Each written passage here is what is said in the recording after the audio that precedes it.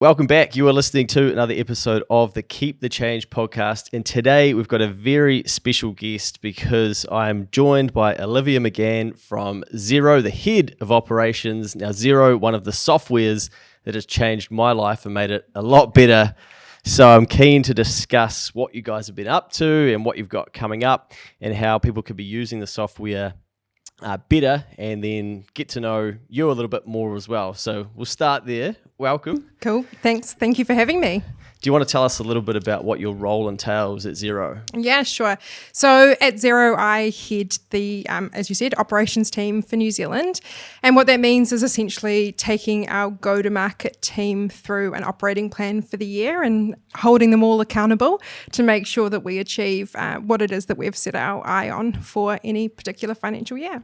Nice. I imagine it's a pretty big team. Yeah, it is. I think there's about 50 of us now. Yeah, Wow. so it is relatively big, mainly made up of, account managers and marketing. It keeps me busy for sure. Yeah, it's scaling all over the world, Xero, these days. Sure is, making us global, which is a really interesting challenge in itself. It's great. And I hear that you may be one of us. Oh, yes, an accountant. Yeah, absolutely. So before starting at Xero, and I've had a couple of different roles at Xero. So I joined Xero about 6 years ago and started off being in the education space. I was really passionate about teaching and learning and help building or decreasing the gap of financial literacy for a lot of small businesses. So I started off in education, but came from accounting background. Once I got my CA, I didn't stay long in the accounting industry. But yeah, that's where I started out. Most people get their CA and head off overseas. So I didn't. I just tried a different avenue for sure. Yeah. And how have you seen that develop over time with your time at Xero in terms of people being able to learn more about financial literacy of business because of the access they now have to numbers? Yeah, I think it's still a huge challenge. Like, I still think that there's a huge gap in financial literacy.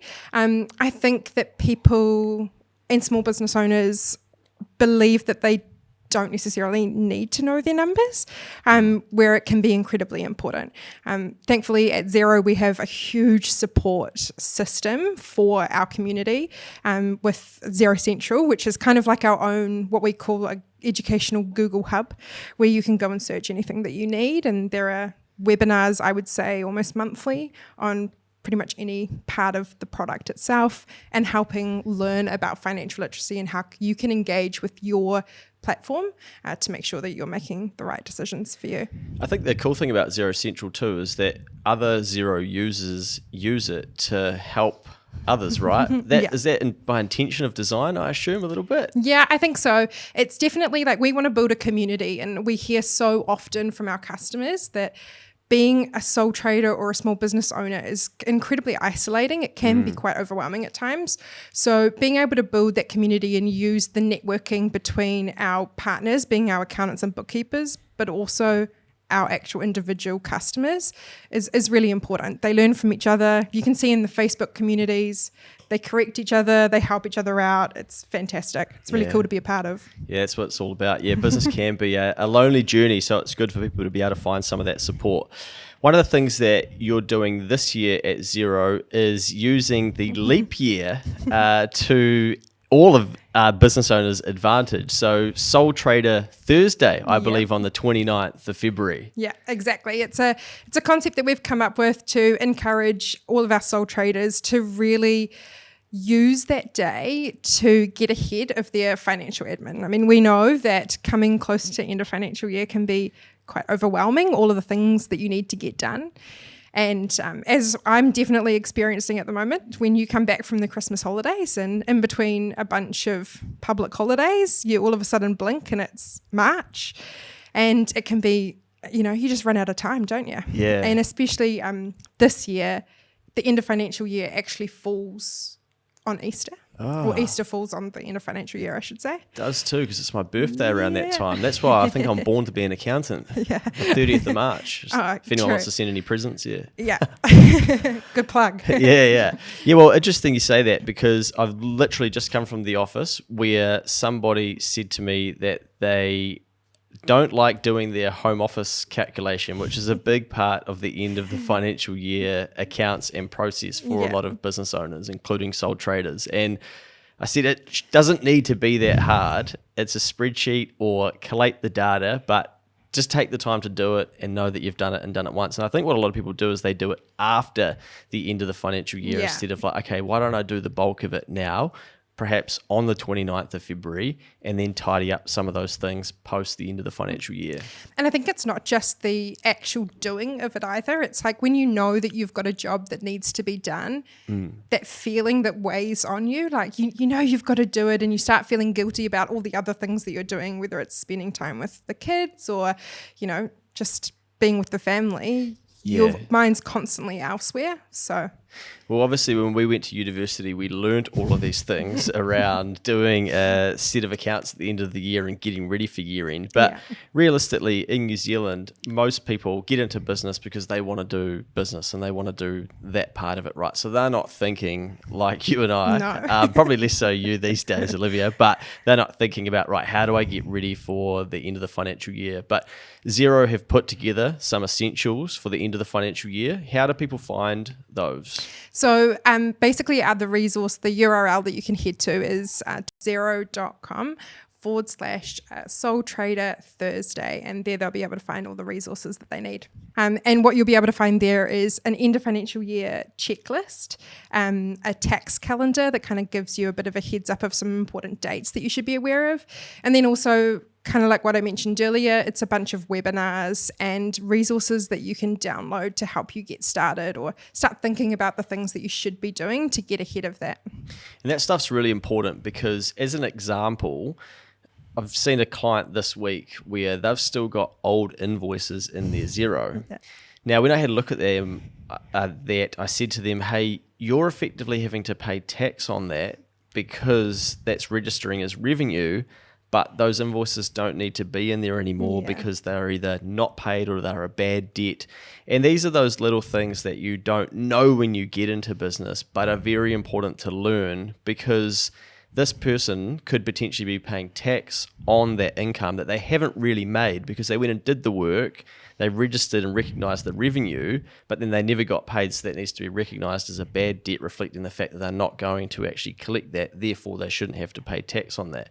And that's all the sort of stuff that an accountant can help you understand to ensure that you're doing things accurately and that you can focus on running your business and doing the things that you actually enjoy doing. Absolutely. And I think it's also that, you're checking for the bad debts, right? But you're also jumping in to look at your accounts receivable to make sure that if your cash flow, given that we're doing this before the end of financial year, if things are looking a bit dicey with the old cash flow heading into 31 March, you can make sure that you're calling up anyone who is overdue and chasing them where you need to. So it's a 2-in-1. Yeah, and Xero actually makes it easy to invoice people and then collect payment as well, right? Yeah, absolutely. So there's two things. The Invoice Reminders is one of the major features that I think is unknown by many, but is one of the first things that I tell people who are worried about cash flow. So that is essentially you're turning on Invoice Reminders, meaning that it's automated and you can set the amount of days that it gets sent out. Sends out an automatic email to anyone who's, say, 7 days overdue saying, hey, just a reminder, this invoice still needs to be paid. Just an easy way to not have to do that admin yourself, really. Yeah.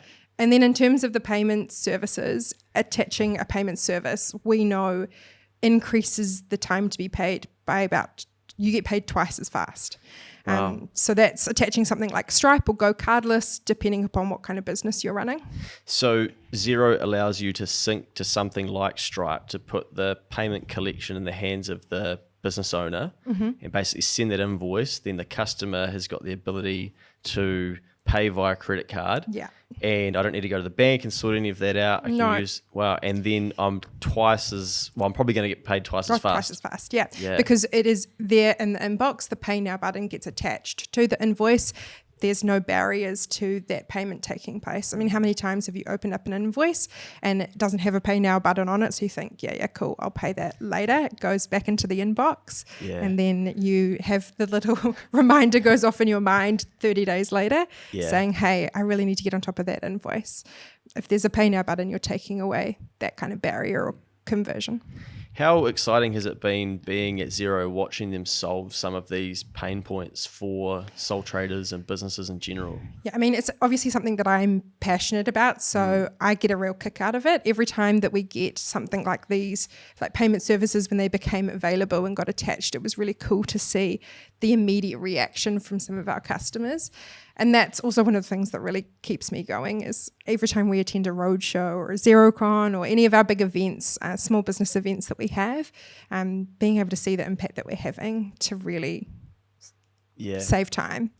I think our account managers have endless stories about being waved down on the motorway in their Xero branded vehicles just for our customers to tell them they wouldn't be anywhere without them. Because I suspect that the bigger picture is helping improve productivity around the country, exactly, right? Yeah.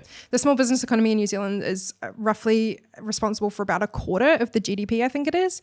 And so any digitalization that we can support helps productivity, and New Zealand's productivity is not great at all. No, compared to the OECD averages. Yeah, so we work longer and get less done effectively. And so these tools are designed for people to be able to get into business if they want to get into business, and then figure out how to collect money, collect it faster, to improve your business if you're already in business, which all of that, as it grows and snowballs, helps speed up the economy, make it more productive, build in some automation technology, decrease the pain points, and we have a more robust, stronger economy. Exactly. Yeah. That's the dream. Yeah, that's the dream. Then the tricky bit, I guess, is probably needing to go back to uni, studying some psychology to encourage people to do these things.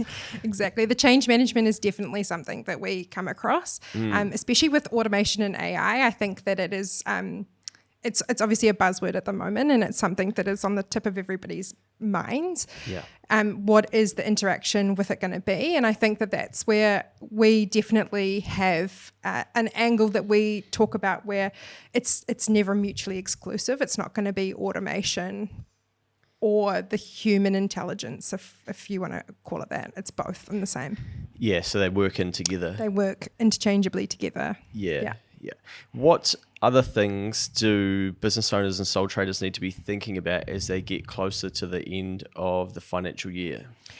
I think it's really kind of what we've talked about, the bad debt expenses, like making sure that you've got all of those things ticked off and that you're ready to go when your accountant asks or sends that beautiful email about, can you please send me XYZ for the end of the financial year? Yeah. Being on top of all of that, invoices. But then I would also say starting to plan for the new year.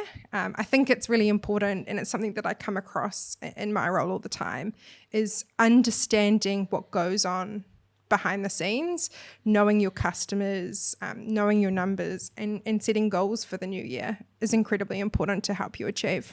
Yeah, I often say to business owners that you almost get 2 bites at the cherry with setting goals, because most people do calendar year, right? But when you're in business, you start thinking about a financial year. And so then from the 1st of April, we're kind of like, okay, did you fall off the bandwagon in January? Let's get back on there and start thinking about what we want to do in this next financial year as a business owner, and set some of those goals. I read something recently around how a number of business owners were basically saying that they're struggling to get closer to their goals as well. And I think that sort of leads into the importance of actually getting into Xero and not just doing the reconciling part of it, but learning some of the reports. So your profit and loss, for instance, and again, we know people didn't go to university or get into business to become accountants, but if you just start by understanding your profit and loss, you can really unlock a whole new level of education of your business, can't you? Yeah, I couldn't agree more. It's being able to know where that money's coming from as well, and that profit and loss, and comparing month on month, year by year, how you're achieving. I don't think anybody sets out, whether you're a sole trader or a small business, whether you're looking to grow or not, no one wants to have the same income in the back pocket year after year after year. You want that to increase just a little bit no matter where it's going. Yeah, especially with the likes of inflation eating into some of that purchasing Oh, power. yeah. I think the cool thing about Xero, from my own career, I started where I was manually typing in, importing transactions line by line off of a paper bank statement. And I kind of thought I was at the peak of being an accountant back then.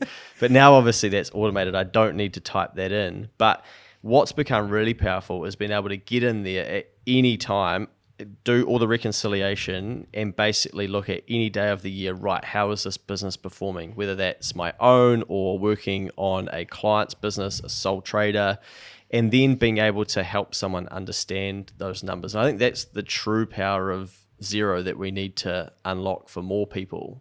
I'd agree. It's the visibility side. It's bringing in many different types of financial data into one place as well. So because it's a platform and you connect all of the things that you need, like your bank feed, like a payroll situation, both of those things as connected data that you can see in one place. So as you just said, my accountant can log in from anywhere, anytime. I can be anywhere, anytime. I can be invoicing on the fly when I'm at a job, bring up the mobile app and give it a go, and everything's connected together in one place. Yeah, well, a couple of good stories on that. So one, I've recently been working with a client in the South Island. Now, they are newish to business and doing quite well, but they don't really know how they're doing because they haven't been taught how to understand the numbers. So I could basically log in from my desk, have a look at what money they had set aside for tax, have a look at how they're performing month to month, whether they're making money or not and a profit, and what they're doing with that, obviously, and then get on the phone to them and get a bit more of a feel for, okay, what does the next 6 months look like? And they want to hire somebody. And that's very scary for a lot of people to go from themselves in business to then hiring someone. And I think around 71% of businesses in New Zealand are sole traders, right? So it makes up a huge part of the economy.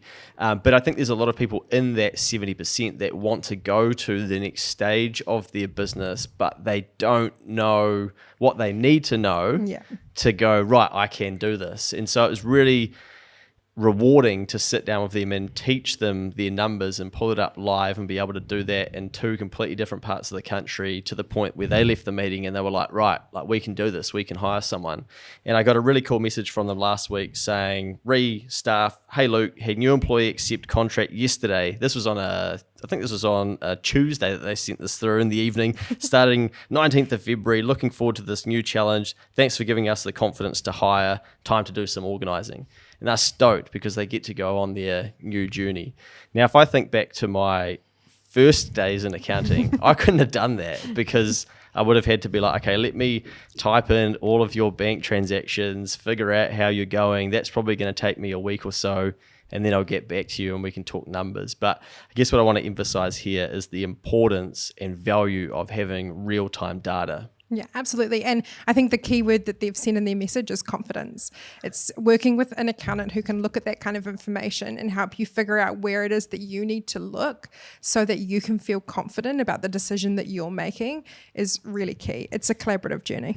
Yeah, and I think equally on that, another example is when you start doing a bit better in business, or you have a bigger year than last year, or even the other way, and you need to understand your taxes. And that's where you can work in with an accountant to jump in there and go, right, well, what's your profit looking like for this year compared to last year?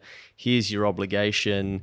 And now let's have a look at what realistically needs to be paid, so that you're not getting a big tax surprise, for instance, or not paying tax that you don't need to because trading's not going how it was. Yeah, absolutely. And I think it's something like 37 or just under 37% of sole traders are feeling nervous or anxious about their upcoming tax obligations. Really? Yeah, 37? for the end of financial year. Yeah. Gee, I learned something there. So 37% of people are worried about... I think it's just under to be completely accurate, but yeah. So that's more than 1 in 3 business owners is worried about tax that they've got coming up. And I think this is a two-pronged thing, right? I do believe that having, as we've been talking about, having a better understanding of your numbers allows you to know what that obligation is going to be coming up. But I also think there is pretty much every small business that I talk to, whether it be in focus groups or talking about some of our product, they always mention so-and-so or a friend, the 2 degrees of separation in New Zealand, about a bad experience with tax. Yeah. And I think that comes down to not working collaboratively with accountants, because they can give you the confidence to understand what it is. And the IRD are not that scary. They are there to help you. We give to the taxes, help the small business economy. They want everyone to succeed. Yeah. I think it's just a bit of a, scaremongering. Yeah, probably is a little bit of that, right? It's unfamiliar. So, and then there are those horror stories of all this extra tax people had to pay, or they got a big surprise in year 2 and stuff like that. So, absolutely. Everyone's got one of those. yeah, or know someone. So then you're like, someone. oh, what's going to happen to me? Yeah, and I think that's where often we say to business owners, simply have a second bank account and make sure you connect that to Xero, and basically don't just look at your one bank account as all your money. We want to move some GST aside if you're registered for GST, and then we want to move some tax aside. And so then that's sitting in a separate account. And when you go into Xero, your internet banking, the first account you're looking at is actually your operational bank account. Yeah. And then you know that you're providing for your tax. And that alone seems to take a weight off of a lot of people's minds, because they know that they're actively providing for it. Yeah, and then you can start preparing for that cash flow scenario. Yeah. Absolutely. Yeah, I think the other piece on that is when in Xero, you can do a GST return, right? So it can, back to my first days, we're filling out an IRD form manually, sending that off in the post, licking the stamp. Yeah. Now it pushes the data direct from Xero to the IRD. So another example of simple technology and connecting up the right platforms to talk to each other. Yeah. That not that long ago was really a hindrance in slowing the economy down. Yeah. No, I think the e-filing of the GST returns is probably, even since I've been in the last 6 years, I think that's taking a guess at it. But yeah, it's been since I've been there. So that again, it's just another way of 2 systems talking to each other, which is the way it should be, to make life easier for everybody involved. I think when I first started, what people would do is they would write a check to pay their GST. This makes me sound quite old, eh?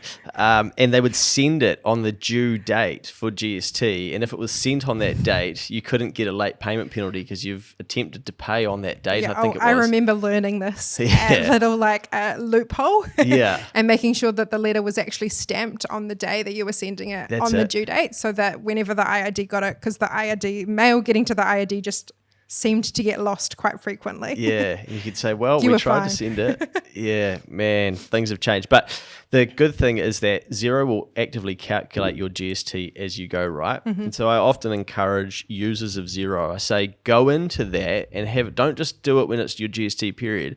Go and see and preview your period so far, and you can see how much GST you've actually got for that 2 months or 6 months, and then make sure that's set aside in a separate account. And then as you get closer to that GST return actually being filed, you're not getting that surprise of like, oh, I've got this GST to pay, because you've been keeping an eye on it. Yeah, if you're keeping in regular contact with your accountant and you're checking in, every 3 months or even more than that, it's really easy. If you're on top of everything and you've got a GST period, it should all be accounted for, right? So it's a great estimate to put it aside for sure. I think this is a good time to mention that this information in this podcast and video is for general guidance only, and you should seek appropriate tax, financial and legal advice, as that may be appropriate for your personal or business needs, because I've just been throwing a stack of examples of you, and I'd hate for anyone to be getting in trouble by taking these examples as the exact way to do things. So always check in with professionals around your skill set, so that you can make sure that you're doing these things right, whether that be accounting, legal, etc. Yeah. So what other things are in the pipeline for Xero that are going to help businesses over the next little while? Are there any secrets you can let us in on? I wish. It's always top secret. I think some of the really cool things are, as I said, about automation. And we've got a really cool, I think it's a test still, it's in beta. Some of our customers will be aware of it, which is the AI onboarding assistant, which is kind of like a little onboarding assistant that sits for new customers. It would pop up to help them through that onboarding process. And we know that getting started on any accounting software can be challenging, especially if you're not new to it, if it's ambiguous, it's a bit foreign.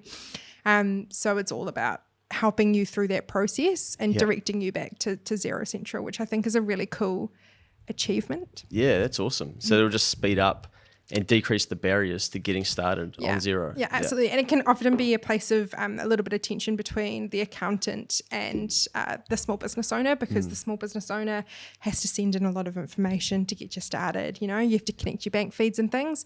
But the small business can go ahead and get sorted with the AI assistant. Nice. And they can set up their invoicing, they can set up capturing some payments faster and get all out the things. Yeah, do the things that they want to do. Out of interest then, what does the typical business on Xero look like now that there's so much scale across New Zealand? What does it look like? Yeah, I think that's one of the things that we're really proud of at Xero, is that we've got 4 different business edition plans that suit the different needs of many types of businesses. And so the idea with Xero is that you can start off in the starter plan, which is something for a smaller business, a sole trader, and it grows with you. So for example, I have my cousin, she started out her business doing raw refined sugar, allergen-free cakes. Okay. Started out as a little bit of, hey, can I have a cake? They were divine. Yeah. And word of mouth got round. All of a sudden, she's got more and more cakes that she's making for friends. We got her started on one of the Xero starter plans. And as she built out, she started being at markets. Then all of a sudden it was wholesale for cafes. This requires more invoicing, more tools. She could bump up into one of our other plans. And then as it grew even further and she was in the supermarkets, it's basically working through all of our different plans, because she needed to start hiring. She needed a payroll system, and we were away. So the cool thing about this is that we grow with you. It's all one platform. She didn't have to change accounting software. She could start and have the right tools that she needed at the right time, and then grow as she needed them, rather than paying for something that she didn't need. That's a pretty cool story. And then the cool thing about that would then being able to look back over the years at the growth of that business too. Yeah. Say they wanted to sell it, for instance, or whatever they decide to do. Yeah. They've got all of that captured financial year to financial year and can tell the story. The numbers always tell the story because they're the output. Yeah, which she did. Yeah. Exactly. Oh, really? That. Yeah, she did sell it, yes. Wow. Yeah. What a story. That's outstanding. I know, and super proud, but she's 25. Yeah. So, yeah. Pretty incredible. Yeah, brilliant. She inspires me daily. Yeah.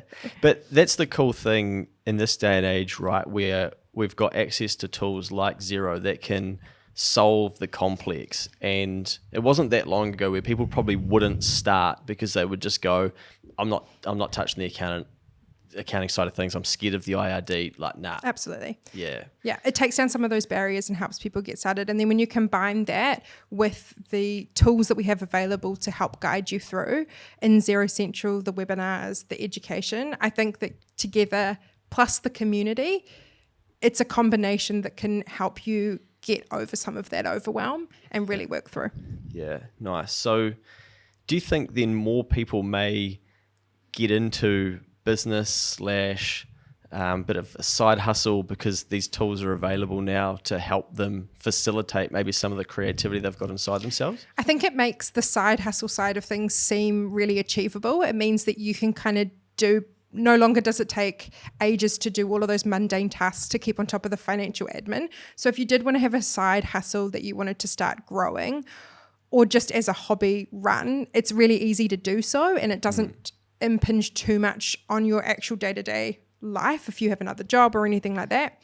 And then you also have the people who are wanting to actually make that jump and do their own small business completely right at the get-go, which are people who I am incredibly inspired by. Hands up, I am not a small business owner. I do not have the courage or bravery that it takes. So basically the tools are really helpful to guide them through and make this seem like not such a huge jump. And again, because I'm going to use another example, but this is of general natured advice, so please seek your own advice for something like this. But I actually spoke to a business owner last week who got started and didn't realize what their venture was going to turn into. And I said to them, well, the good thing is you can actually go back and get all those bank transactions and import them into Xero and play a bit of catch up. So it's not like you're in trouble because you've missed all of this, like it's okay. You've kept everything, and now all of that can be classified, and basically you can carry on using Xero from there. So I think that's the cool thing too, is you can actually put past data in there. Yeah, it's pretty flexible. It's definitely not a one and done situation when you get into that kind of experience, because it is quite common. You don't really realize what's going to take off and what's not. So you can kind of make that decision later on, bring all of that data back in, backdate it all. It's relatively easy, yeah. So if you were to give some advice to someone that's about to get started on Xero today, or maybe listening to this, what would that be? Just do it. Just get started. I think that getting up and running can be overwhelming. And I think to take some of that out, the overwhelm away, I would reach out to the resources that are available to you. I would connect with an accountant as soon as possible. I see too often people going in after they've already been trading for a significant period of time. Yeah. Try and connect as soon as possible, because they'll often be able to help you network, introduce you to someone in the industry who went through the same process, who could give you advice, help get you set up in the right kind of company or business structure that you need, and go from there.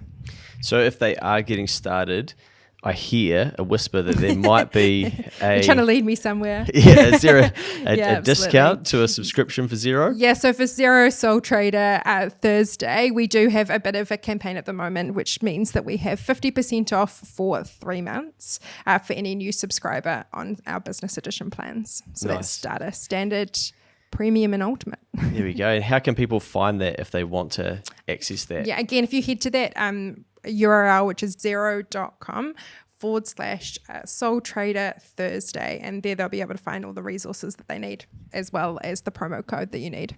Perfect. All right. Well, Xero Sole Trader Thursday coming up on the 29th of February. I also believe that's one of the days of the year that my partner could potentially ask me to marry them. That is correct. Yeah. Okay.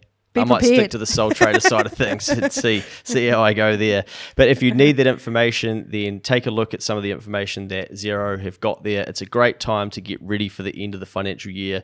You don't want to be doing it reactively. This is about doing it proactively and getting it out of the way nice and early so that you can continue to do the things that you want to be doing in your business. Xero are doing great work in the economy and trying to help us get on top of all of that stuff. So you've only got yourself to blame if you don't rip in and check those resources out. Olivia, thank you for your time today. I know that you'll be very, very busy. You're probably taking a break from getting all around the country, seeing different business owners and partners and stuff like that. So thank you. Oh, thank you for having me. It's been awesome. Not a problem. Any final words or anything that I might have missed along this journey? Oh, I think you did a pretty good summary.